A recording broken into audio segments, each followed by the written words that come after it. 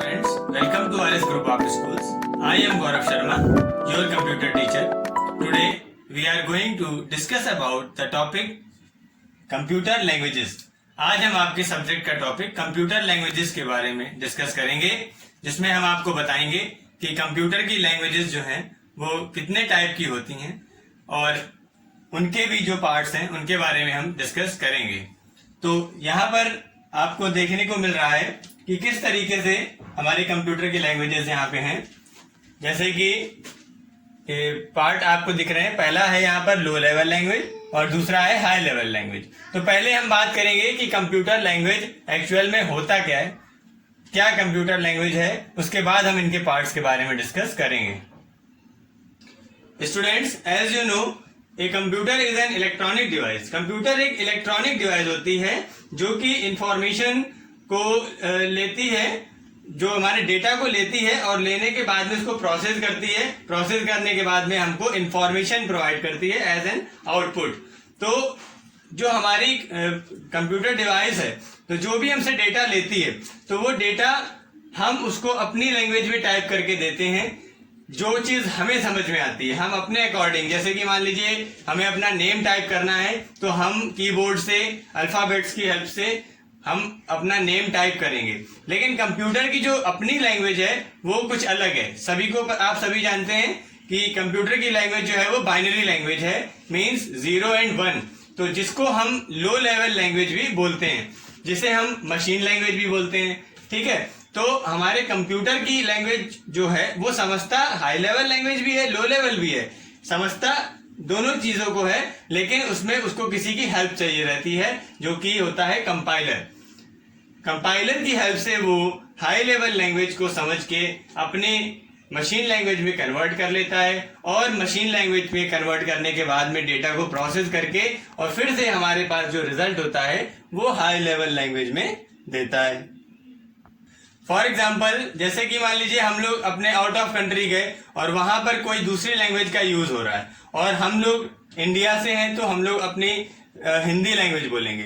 तो जब वहां पहुंचेंगे तो वहां के लोग हमारी लैंग्वेज को नहीं समझ पाएंगे और हम लोग उनकी लैंग्वेज को नहीं समझ पाएंगे। तो उसके लिए हमें एक ट्रांसलेटर की, एक मीडिएटर की जरूरत पड़ेगी, जो कि एज ए ट्रांसलेटर हमारी हेल्प करेगा। तो वो क्या करेगा, हमारी लैंग्वेज को वहां की कंट्री की लैंग्वेज में कन्वर्ट करेगा, उनको समझाएगा, और जब उनकी लैंग्वेज वो कुछ बोलेंगे तो उसको हमारी लैंग्वेज में वापस से कन्वर्ट करके और हमें उसका रिजल्ट जो भी है वो हमें समझाएगा। तो इस तरीके से ये मीडिएटर के बिना अगर हम चाहें तो हम वहां पर जाकर के कम्युनिकेशन नहीं कर सकते जब तक कि हमें उनकी लैंग्वेज समझ में नहीं आएगी। इसी तरीके से हमारे कंप्यूटर की जो लैंग्वेज होती है वो होती है लो लेवल लैंग्वेज, और यूजर जो हम लोग यूज करते हैं वो होती है हाई लेवल लैंग्वेज। तो हाई लेवल लैंग्वेज को समझने के लिए कंप्यूटर को भी एक मीडिएटर की जरूरत पड़ती है, जो कि होता है कंपाइलर। वो उसको कन्वर्ट करता है लो लेवल लैंग्वेज में और कन्वर्ट करने के बाद उसको प्रोसेस करता है। प्रोसेस करने के बाद जो भी हमको डिटेल चाहिए होती है उसको एज आउटपुट यूजर को प्रोवाइड करता है, फिर से हाई लेवल लैंग्वेज में कन्वर्ट करके। अब इनके टाइप के बारे में बात करते हैं कि जैसे यहाँ पर लिखा है लो लेवल लैंग्वेज और ये है हाई लेवल लैंग्वेज। तो लो लेवल लैंग्वेज जो है उसके भी कुछ पार्ट्स हैं। जैसे कैसा उसको डिवाइड किया गया है, कैटेगराइज किया है मशीन लैंग्वेज में और असेंबली लैंग्वेज में। और हाई लेवल लैंग्वेज के यहाँ पर एग्जांपल दिए गए हैं, जैसे सी, C++, जावा, कोबोल। ये प्रोग्रामिंग लैंग्वेजेस हैं जो कि हाई लेवल लैंग्वेज का एग्जांपल है, और ये यूजर की लैंग्वेज होती है। यूजर अपनी लैंग्वेज में इसमें प्रोग्राम टाइप करता है, इंस्ट्रक्शन देता है कंप्यूटर को, और कंप्यूटर कंपाइलर की हेल्प से उसको मशीन लैंग्वेज में कन्वर्ट करता है। कन्वर्ट करने के बाद में हमको उसका रिजल्ट देता है। असेंबली लैंग्वेज देखिए क्या होती है, वो क्या होती है उसके बारे में थोड़ा सा डिस्कस कर लें, क्योंकि देखिए हाई लेवल लैंग्वेज आपको यहाँ पर दिख रहे हैं एग्जांपल्स, और मशीन लैंग्वेज मैंने बताया आपको कि 0 और 1 जो कंप्यूटर की लैंग्वेज है। असेंबली लैंग्वेज एक न्यू वर्ड आपके लिए होगा, तो असेंबली लैंग्वेज समझ लीजिए कि असेंबली लैंग्वेज भी हमारी एक लो लेवल लैंग्वेज होती है जो कि कंप्यूटर प्रोग्रामिंग में यूज होती है। अब असेंबली लैंग्वेज का यूज हम लोग कहाँ करते हैं, जैसे कि मान लीजिए हमारा जो माइक्रो प्रोसेसर है CPU, उसकी प्रोग्रामिंग जो होती है वो मशीन लैंग्वेज में भी होती है, एज वेल एज वहां पर हम असेंबली लैंग्वेज का भी यूज करते हैं। असेंबली लैंग्वेज थोड़ा सा इजी रहती है, जैसे कि मान लीजिए अगर हम उसमें कोई ऑपरेशन परफॉर्म कराना है तो उसकी कोडिंग जब हम करेंगे, तो जैसे मान लीजिए अगर एडिशन का ऑपरेशन परफॉर्म कराना है तो हम उसमें ADD ऐड और आगे जो भी नंबर्स ऐड कराने हैं वो लिख देंगे सिंपल तरीके से। ऐसे ही मल्टीप्लिकेशन सब्सट्रैक्शन के लिए सिंपल उसके कोड्स लिखते हैं, बहुत इजी लैंग्वेज ये रहती है। तो इसकी हेल्प से भी हम प्रोग्रामिंग इसमें करते हैं हमारे जो कंप्यूटर डिवाइस है। तो ये असेंबली लैंग्वेज जो है वो 1950s में इसका डेवलपमेंट किया गया था और ये सेकेंड जनरेशन लैंग्वेज कहलाती है जो हमारी असेंबली लैंग्वेज है। तो इसकी हेल्प से हम लोग जो जितने भी हमारे कंप्यूटर की डिवाइसेस हैं उनकी प्रोग्रामिंग करते हैं। जैसे कि हमने आपको बताया कि सीपीयू की प्रोग्रामिंग में हम असेंबली लैंग्वेज का बहुत यूज करते हैं। अब इसी तरीके से यहाँ पर कुछ हाई लेवल लैंग्वेज के एग्जांपल लिखे हुए हैं।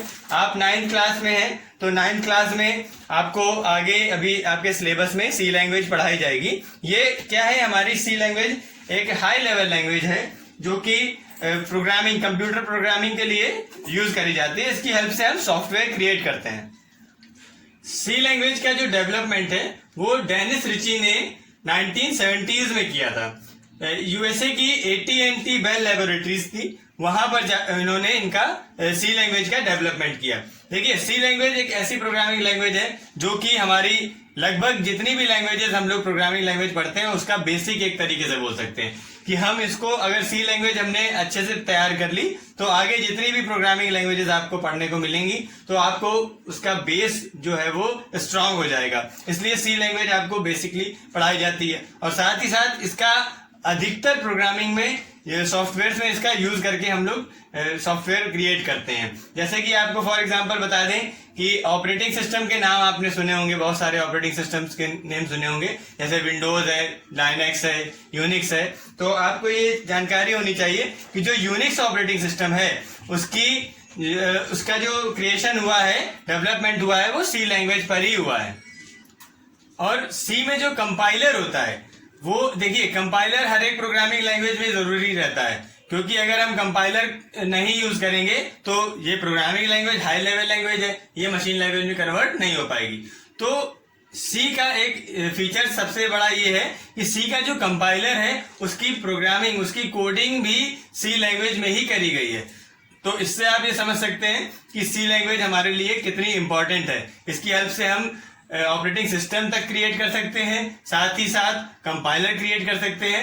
इसी तरीके से बहुत सारे इंपॉर्टेंट सॉफ्टवेयर्स हैं, बहुत सारे गेम्स हैं जो कि हम सी लैंग्वेज की हेल्प से क्रिएट कर सकते हैं। So students, try to understand today's topic. आज हमने आपको जो ये लैंग्वेज कंप्यूटर लैंग्वेज टॉपिक बताया है उसको थोड़ा सा समझने की कोशिश करिएगा क्योंकि इससे रिलेटेड बहुत सारे टॉपिक्स आपके सिलेबस में आगे हैं। और जो ये प्रोग्रामिंग का सेक्शन है ये सबसे इम्पोर्टेंट सेक्शन आपके सिलेबस का है, तो इसके बारे में तो हम बहुत अच्छी तरीके से आगे डिस्कस करेंगे। तो आज जितना टॉपिक आपको बताया है उसको अच्छी तरीके से समझिएगा। तब तक के लिए keep studying and be happy always. Thank you.